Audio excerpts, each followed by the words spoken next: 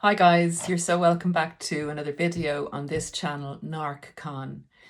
On this channel, we believe in educating ourselves in relation to the narcissistic personality disorder in order to heal well, better and stronger, and to avoid this personality type going forward. Today I'd like to discuss something that's come up in coaching quite a lot, and it's the type of soul exchange that occurs with a relationship, particularly an intimate relationship with a narcissist. It's seen more intensely in that type of relationship. It does tend to happen in workplace relationships as well, and to a lesser extent in familial relationships. So what do I mean by that? I mean that to narcissists, people are commodities. I know in our community we call people supply and narcissistic supply, and that narcissists regulate themselves and their emotions by abusing other people. I believe narcissists see the whole world as a commodity-filled planet, and I feel and believe that they see people as commodities. And I believe that what are attached to people, such as their character traits, their position in life, their material status, etc., are seen as attachment commodities to the individual. So what they kind of buy into and what they see when they see a person is a circle of the person's attributes. And being narcissists, they believe, honestly, the way they think is that person has what I should have. They don't see the person as deserving of that, particularly not if the person is a giving, empathic, human being-like person who sees good in others, who has empathy, etc., etc., etc. The narcissist believes that we're stupid. We're just idiots who got lucky. Maybe your parents gave you money or just happened to get lucky and get a good job or whatever. It's pure luck because we shouldn't have those things by rights because we're not copped on to how the world works. And how the world works is their view of how the world works, that you only get on by getting one over on people, by being faster, more competitive, better, by conning people, by taking what you want, by not worrying about who you have to walk on to get what you want or who you have to destroy to get what you want. Because narcissists feel entitled.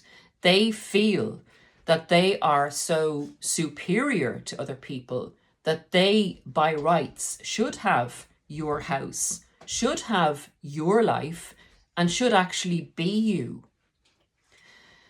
So in my view, the types of supply or commodity the narcissist goes after, one type of commodity would be the person who has nearly everything that they're looking for, that they believe should be theirs. And that includes character traits and how you are and the friends you have and the family you have. So that'd be their, what is termed in our community as kind of grade A supply. The other supply would be another narcissist who they will have a vacation with or a time period with if they believe that the two of them can work together, because they tend to respect other narcissists to a certain degree because they feel that that person is copped on and knows how to work things to get what they want. So they will sometimes sojourn with another narcissist. And then there's the third type of commodity that a narcissist will go for, in my opinion, and that's the downgrade supply. That's the person who they find easy, really easy, the person that will do anything for the narcissist, the person that worships the ground the narcissist walks on and has absolutely no self-value and maybe even addicted to substances, but will do anything for the narcissist.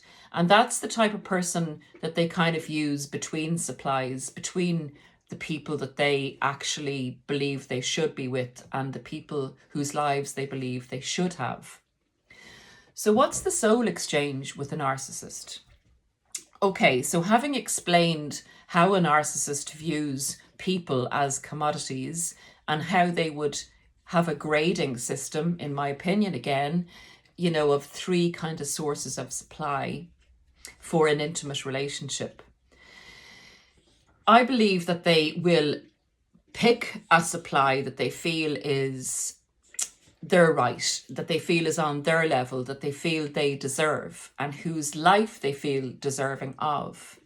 And they will go in and systematically will steal your character traits, for one, and that's a being as you are in the world. And that's why a lot of people see when the narcissist moves on to a new source of supply or a new commodity, that they see a totally, if you get to see that, you see a totally different presentation of the mask. You see the narcissist, maybe supposing the new supply does yoga and is a certain way with people. The narcissist is amazingly the biggest yogi in the world and is, hey man, fellow lovelies, just like the new supply. Whereas they, when they were with you, maybe they would have said, the idiots over there doing their yoga. So they're chameleons, but they will change for each supply. But what I'm saying to you is they come in and they will become you. They don't believe that you are deserving of the life that you have built through introspection, through empathy, through love, through relationships, through hard work. Maybe a bit of luck, but all of those things combined so that you had a steady life, that you held those things in your life, and that they are the life that you deserve and have worked hard to get. They're not interested in doing that kind of work. So they start with your character attributes. Then they will get you to spend more money on them. Even if they have money, they don't like to waste their resources. They feel entitled to your resources. And if they stay with you long enough, they will feel entitled to your house, to your business, to whatever it is that has made you an attractive commodity to them with your commodity attachments, your materialistic commodity attachments, your personality, the way you interact with people. They'll often, not always, but they'll often try and stay friends with your friends. They'll try and take your friends over. They will try and stay friends with your family, and that can be part of the smear campaign to make you feel that you are worthless. Without laboring the point, guys, they will try to be you, and they will try to exchange their soul, in effect, by you ending up the person that doesn't feel good enough, you ending up the person that is trying to appease this narcissist and play down your character traits that the narcissist seems to hate and seems to think, are a problem for you and for him or for her, that they're an issue, that you have issues. So you change from being the person that they wanted to be, essentially, by being with you. And as the more they take that satisfaction in, that control of you in, the more they feel they're absorbing you into themselves and what you've achieved in life and what you may own and the people that you've built up in your life and the relationships even. So they will try and rob your identity and they'll try and be you. And that in itself is a soul exchange, because you're left in a very depleted state energetically. You've lost a great part of the color of your identity. You're less empathic as the relationship goes on because you're feeling in a very vulnerable, depleted state and a state of lack, and you're becoming more paranoid. You're becoming more, how can I say, not envious of others, but wondering how it's been like this for you, and how the narcissist seems so happy, and how you're losing relationships with family and friends as the narcissist isolates you, and how you're introspecting to such a degree that you can't find any peace or joy within yourself. And that, my friends, is how a narcissist goes around living their life. Their true self feels shame. Their true self, that's the tiny part of them, because who they've become is not their true self, and who they finally become loses their full control and the full identity of the true self. But the feelings they feel behind the mask are, you don't deserve that, I deserve it. They feel envy, they feel shame that they cover up by shaming other people, blaming other people, telling other people that they're wrong. With their black and white thinking, if they can tell someone that they're wrong and the person believes them and tries to improve themselves on the narcissist's advice, then with their black and white thinking, the narcissist feels they're right and there's nothing wrong with them. It's a very messed up way of living. And if you believe in the narcissist's mask and interact with it, then the narcissist doesn't feel or have to feel for a temporary period who they actually are.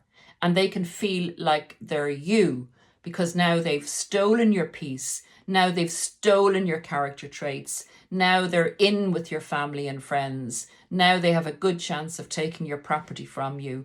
Now they've milked you for resources and money and haven't had to spend their own. Well, they've been keeping their own resources in the bank or investing it. This is the way they operate. They steal commodities. They see people as commodities with pluses in relation to what they have and what they have to offer the narcissist. So the soul exchange is a temporary thing where the narcissist and you separate from the intimate relationship, and you're left feeling like a narcissist feels, very discombobulated, very lacking in your own sense of identity, very in an unpeaceful state, very confused, very not happy with yourself and where you're going, etc., etc., etc. That's, guys, what I call the soul exchange. It is a temporary thing, because the narcissist then goes off, will use your character traits and your assets, etc., to enable them to purchase a new commodity, basically, or attract a new commodity in.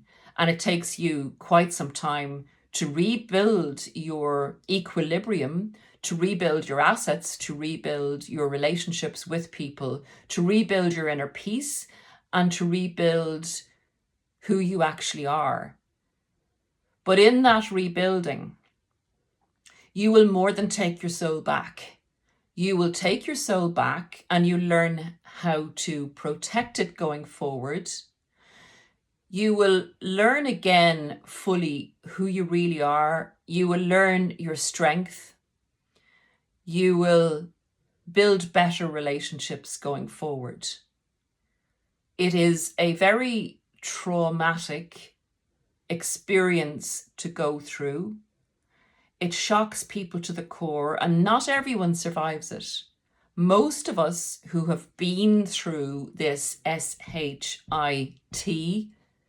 have had suicidal ideation, at least, where we have thought, and me included, that, look, God, I'll do a deal with you. This pain is so excruciating that if you happen to think that you'd like me up there, there's no problem.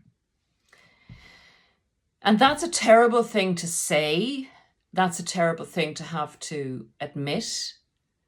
But in admitting it and moving forward and never letting that happen to you again, and protecting what you've been given in this life, protecting your joyful, lovely, generous, sweet soul, you've been blessed, essentially.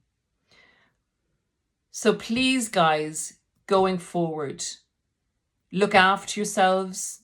Be aware that with narcissists, they do a soul exchange.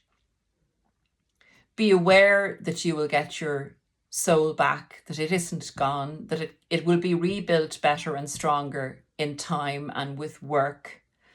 That at some stage, and I hope this doesn't trigger anyone, you will look back in time on your relationship with a narcissist as having been a terrible thing to go through, but having been a blessing because of you and because of how you deal with it, how you manage to build yourself back up going forward, how you have gotten to know yourself better, how you have gotten to know how to protect that special part of you going forward, and how you can really double up the difference you would have made in the world as a person who was unaware of narcissistic abuse and unaware of the dark energies that do come to attack us from time to time, that often come in packs, that will periodically, even after you've healed, you will be faced with these type of individuals again, but you will be armed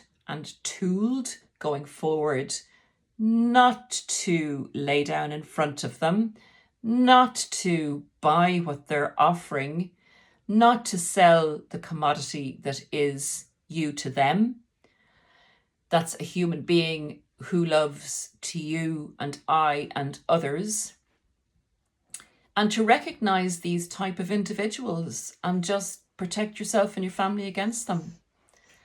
So guys, we need you. We need spiritual warriors. We need people who are battle hardened. We need you to support the other people that are wounded on the battlefield at the moment, that are touch and go in relation to what to do and how to survive. So whatever you can do to support our community, whether it's subscribing, whether it's liking, whether it's commenting for someone else, or seeing someone in the comments that's in need of help and helping them, you can make a difference. You just do one small thing in one day, in each day, to make a difference, to fight this battle on behalf of humanity. And that's how I see it. That's how bad I see it. That these robots going around that have no identity, that are there to take, pillage, destroy, put other people down, and with no compassion for anyone. And that's the way it is. That is what it is. So if you want to feel compassion for a narcissist, feel it at a distance, because they will feel no compassion for you and no compassion for your fellow man. That's the message for today, guys. Please look after yourself. Please bear in mind that you will survive this and you will come out stronger. Keep believing in yourself. The narcissist didn't want you to believe in yourself. The narcissist wanted you to hand over your soul on a platter, and that is not going to happen. Thanks, guys. See you soon. Bye.